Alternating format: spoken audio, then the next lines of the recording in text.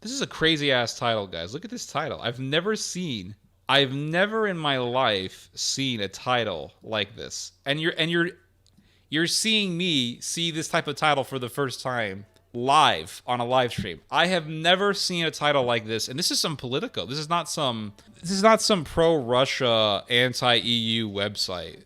French soldiers, got to get that phonics game going. French soldiers trained for the killing fields of Europe. That's a very dramatic title. And if you were to see a title, if you were to try to write a title like this 10 years ago, the editor would have told you that it's true, that it's too melodramatic. That's exactly what an editor would have told you. Seeing a title like this 10 years ago, 10 years ago, 20 years ago, they would have said, no, this is too melodramatic. Too much! Too much with the crazy rhetoric. Killing fields of Europe? What are you talking about? But because the world is changing so quickly, well, not quickly, but the world is changing. The zeitgeist is changing. The political climate is altering as we speak. Every year it gets stranger and stranger. As the world changes, as we transition into a new zeitgeist, the rhetoric gets stronger and the rhetoric gets more bizarre. So let's take a look at this article. I've never read this article. It came out today. It came out 20 hours ago, which is still today. The world has revealed its true nature. Unstable, dangerous, and not everyone is a friend, said senior French colonel. Mali-le-Camp, France. French troops are preparing for a high-intensity conflict against an enemy who can match them with firepower. A big change for an army that spent the past decade fighting counterinsurgency campaigns in places like Mali and Afghanistan. How interesting. The hostilities in Ukraine in their third year have brought full-scale war back to the continent, said Colonel Axel Denis, who runs the Combat Training Center at Mali-le-Camp in eastern France. The world has revealed its true nature. Unstable, dangerous, and not everyone is a friend. We're gearing up for a culture of alert, of being ready at short notice. He told Politico during a visit to the camp, Sentac is the only place in France where you can see what war is like. Now that's pretty remarkable. Conditions for the troops training at Sentac are as close as possible to an actual battlefield. The sound, heat, and light of artillery fire is reproduced, while fake mines are scattered everywhere and radio communications can be interrupted without notice. The 120 square kilometer camp is unique in France, with a surface area larger than Paris. It's the only place where the French army's different units, infantry, armor, artillery, and engineers, which are normally scattered all over the country, can exercise together. It's also the only place where 24 Leclerc tanks are in action all year long. The officers aren't naming potential enemies, but the training is aimed at preparing troops to fight a foe like Russia. Guys, this is... And there's that date, 2027. It never fails. Every time I read an article about military innovation, military reinvigoration, military development, military industry, I shouldn't say every time, but almost every time, guys. Almost every time. This date, 2027, always pops up as some. It's always pointed to as the future mark for when some serious military development will be accomplished.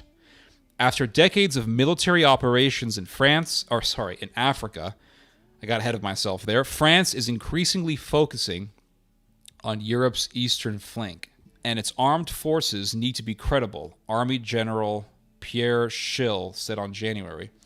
By 2027, the French army aims to be able to deploy one division of about 25,000 soldiers in 30 days. So I'm telling you guys, 2027. Let me show you guys an article that I wrote about this years ago. I wrote about this year 2027 years ago. I noticed this, man, I have a conspiracy theory about this, guys. I have a conspiracy theory about 2027. And you see this, for example, here's another example. Latvian government says that it will spend 3% GDP on military by 2027. And every time, it's never failed. Every time, almost every time, I'm reading about military innovation, be it in Europe, be it in China, be it in Japan, be it in Turkey. That year, 2027, is always referenced as a future mark for when a serious innovation for military industry will be accomplished. Now, I'm not saying that World War III is going to happen in 2027, but what I do believe is that by the year 2027, we're going to be a lot closer to a global conflict. And I think it's going to be a time when militarist tensions are going to be at an all-time high. Much higher than they are now, I would say. So here's an article. This is Latvian government says that it will spend 3% GDP on military by 2027. Latvian Defense Minister Inara Mornīse has announced the country's military expenditure could reach the level of 3% of its gross domestic product earlier than planned, as she aims to sign contracts for the purchase of naval strike missile, anti-ship systems, and 6 M142 high-mobility artillery rocket systems, or HIMARS, this spring. Mornīse said at a meeting, etc., etc. It is expected that we will reach defense spending of 3% of the GDP by 2027. But with these faster-moving projects, I think that we will reach 3% of the GDP before 2027. 2027, this is the article that I wrote. 2027, the year when the nations will turn their plowshares into swords. My father and I worked on this article back in 2020. And I talk about this. I talk about this subject of 2027. From what we have been reading, governments such as China, Germany, Japan, Turkey, and Greece project the mid and late 2020s to be years of significant military buildup in weapons technology. There is one year that consistently pops up, and that is 2027. Let us look at some of the plans of regional powers and get an idea of what to expect as to the continual trend of militarism. The Chinese military has planned that by the year 2027, China will reach a state of military advancement to win wars. And I'm not going to sit here and just read this whole article because that would be too monotonous.